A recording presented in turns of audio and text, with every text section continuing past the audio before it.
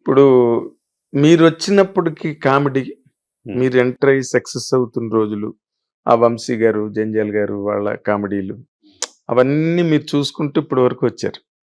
అందులో మీదందు ఒక స్టాంపింగు వచ్చింది. 'కృష్ణ భగవాన్' స్టైల్ అని 100%. అది ఈ మార్పు కామెడీ ట్రెండ్స్ మార్పు మీద మీ మీ ఉద్దేశ్యం ఏంటంటే అని అడిగితే ఏం చెప్తారు 'కృష్ణ భగవాన్' గారు మీరు? దేనికైనా మార్పు సహజం గదండీ. అదనుకోండి. Of course. అలాగే వచ్చింది కామెడీ గూడా మారుతూ, మారుతూ ప్రపంచం ఎలా మారుతుందో దాని ప్రకారం గూడా కామెడీ మారుతూ వచ్చింది. హ్మ్. కొంచెం వల్గర్ ఇదిలోకి గూడా ఎళ్తే ఎళ్ళొచ్చు. అప్పుడు ఎళ్లి ఉండుంటదండి. ఎప్పుడు అది ప్యారలల్‌గా రన్ అవుతుంటది. ఈ కామెడీ కన్నా నాకు సిట్యుయేషను కామెడీ అంటే ఇష్టం. Situation comedy. అప్పుడు అందులో పంచులు, జోకులు ఎయక్కర్లేదు. సిట్యుయేషనే నవ్వేస్తది. అవునండి. ఒకసారి అలాగేనండి అనేది నవ్వొస్తది. అంటే సిట్యుయేషన్ కరెక్ట్‌గా ఉంటే. కరెక్ట్‌గా ఉంటాయి. కరెక్ట్. కదా! అవునండి. అది. నాకు ఆ టైప్ కామెడీ ఎక్కడున్నా, ఎప్పుడున్నా బావుంటది. అదే మీ డైలాగు 'ఎంఎస్ నారాయణ' గారు ఎన్ని లొకేషన్స్‌లో చెప్పారో. అదే పెళ్లి చూపులకెళ్తే హ్మ్. అమ్మ నాన్న లేని తల్లి తండ్రి లేని పిల్ల బాబు. తల్లి లేని పిల్ల. తల్లి లేని పిల్ల బాబు. ఆయనే అంటాడు. ఆయన తల్లి లేని పిల్ల బాబు. అంటే అదెలా పుట్టిందండి అలా బాబు? ఎలా పుట్టిందండి. అది అనుకోకుండా వచ్చిందది అక్కడ. 'ఎంఎస్ నారాయణ' గారు. కానీ ఆయన గొప్పతనం ఏంటంటే ఆయన సీనియర్ కమెడియన్ అయ్యుండి అందరికీ బ్రహ్మానందం గారికి చాలా ఇంటర్వ్యూల్లో గూడా చెప్పడం చేశాడు పాపం కీర్తిశేషులు. అవునండి. అంటే ఆ తర్వాత ఇంటర్వ్యూలొచ్చాయి గానీ, ఇంటర్వ్యూలు, ఛానెల్స్ లేని రోజుల్లో లొకేషన్స్‌లో ఎప్పుడు కనిపించినా 10 మంది కూర్చుంటే, ఈ డైలాగ్ తప్పకుండా చెప్పేవారనమాట. సరస్వతి పుత్రుడండి కృష్ణ భగవాన్. నిజంగా అని చాలా గొప్పగా బావుండేది. ఆ సీనియర్స్ ధర్మాన సుబ్రహ్మణ్యం గారు, బ్రహ్మానందం గారు, వీళ్ళందరితో వేణుమాధవ్ హ్మ్. చాలా చాలా సినిమాల్లో కలిసి ఉండేవాళ్ళం. ఎంత ఆనందంగా ఉండేదో. అవునండి. అవును. అసలు సినిమాల్లో చేసేదానికన్నా బయట కూర్చొని, ఆ చెట్టు కింద కూర్చొని బాగుండేది. కుర్చీల్లోనే కూర్చునేవారు అందరూ అప్పుడు. క్యారవాన్‌లు తెలియవు మీకప్పుడు. క్యారవాన్ ఉన్నా కుర్చీలో ఎక్కడికి వచ్చి కూర్చోవడమే. అంటే ఆ టైంలో క్యారవాన్‌లు తెలీదు కదండీ. స్టూడియో అంటే అదే. అందరూ అవునవును. చైర్స్ ఏసుకొని అవును. కూర్చునేవారు. అవును. కబుర్లు చెప్పుకుంటూ లంచ్ కూడా బయటే. అవును. కాఫీలు, టీలు అన్నీ బయటే. అందుకని మీకు బాగుంది. ఎక్కువ ఫ్రెండ్షిప్ వర్కౌట్ అయ్యేదండి బాగుంది. కదా!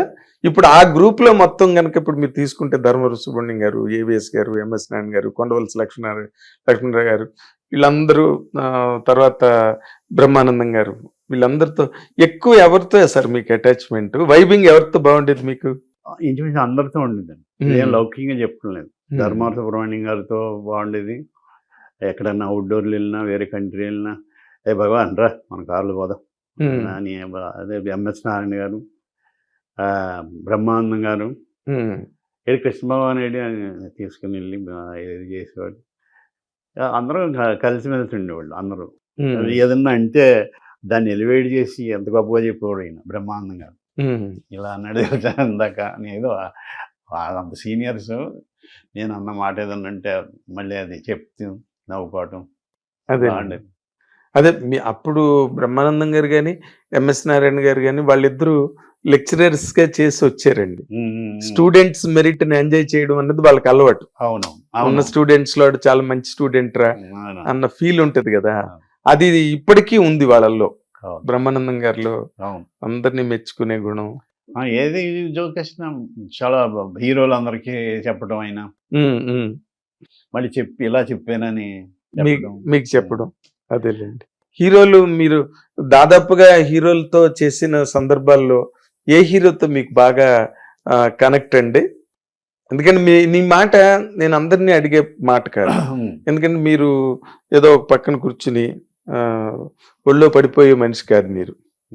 వెళ్ళి దూసుకుని వెళ్ళి అంటే ఏదుంటే అది చాలా క్లియర్‌గా ఇది మాట్లాడుకునేది అంటే అల్లరి నరేష్ గారు. అవునా?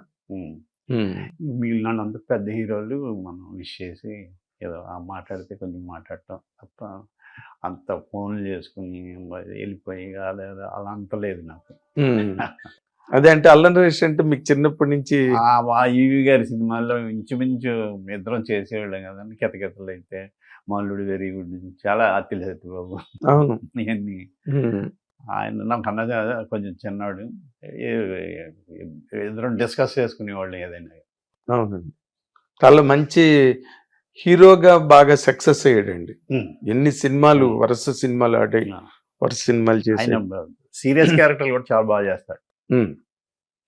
ప్రూవ్ చేసుకున్నాడు కదా. చేశారు. ఇప్పుడు నాంది గాని అవును. అవన్నీ ఎంత బ్రహ్మాండంగా చేశాడు. నేను అనే ఒక సినిమా ఏదో. నేను ఎప్పుడో చాలా కాలం క్రితం మళ్ళీ డైరెక్షన్ దాన్ని మళ్ళీ Yes.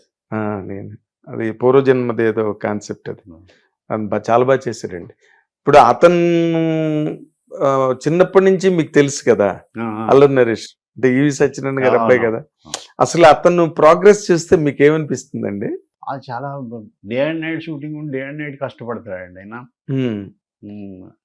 అంటే వాళ్ళ నాన్నగారు ఒక కామెడీ హీరోగా ఆయన నిలబెట్టాడు, అది నిలబెట్టుకున్నాడు ఆయన. అది అప్పటి వరకు మనకి రాజేంద్ర ప్రసాద్ గారు చేశారు కామెడీ సినిమాలన్నీ. తర్వాత ఆ పరంపర కొనసాగిస్తూ అల్లరి నరేష్ గారు. అవునండి, అవును. ఇప్పుడు ఇన్ జనరల్ గా మనం తీసుకుంటే సినిమా ఇండస్ట్రీలోని మీ క్యారెక్టరైజేషన్స్, మీ వరల్డ్ అంతా ఎంటర్టైన్మెంట్ వరల్డ్ అండి, వరల్డ్ ఆఫ్ ఎంటర్టైన్మెంట్. అక్కడ మీరు పరిస్థితి బట్టి మారి మీ మూడ్ బాగున్నా బాగలేకపోయినా అక్కడ అలా మారక తప్పదు అక్కడికి వచ్చిన తర్వాత. But family life, personal life వేరేగా ఉంటుంది. అంటే మీ ఇమోషన్స్ వేటికి అవే ఉంటాయి. ఇప్పుడు మీరు మామూలుగా ఫ్యామిలీ లైఫ్లో ఎలా ఉంటారు సార్ మీరు? అంటే పిల్లలతో, మీ ఫ్యామిలీ మెంబర్స్తో ఇన్ జనరల్గా మీ మూమెంట్స్ ఎట్లా ఉంటాయి? మా ఇంట్లో మా బ్రదర్స్ ముగ్గురు మేము వెళ్ళి మా ఊరు కైకోవాలండి. ప్రతి ఇంటర్వ్యూలోనే అదే పేరు చెప్తాను, పేరు మార్చను. అవును, ఎలా మారుస్తారు? కైకోవాలి. అక్కడ మా అమ్మ అందరూ చాలా పండగలా ఉంటుందండి మాకు. జోకులు వేసుకుంటాం. ఇలా అన్నయ్య కూడా చాలా నాలా ఓవర్ కాదు కానీ కొంచెం క్లాస్ జోకులు వేస్తాడు ఆయన. తను ఇలా నవ్వుకుంటానే ఉంటాం, నవ్విస్తానే ఉంటాం. ఇక్కడైతే వైఫ్ నేను ఇద్దరు ఫ్రెండ్లీగానే ఉంటాం, ఫ్రెండ్స్ లాగే.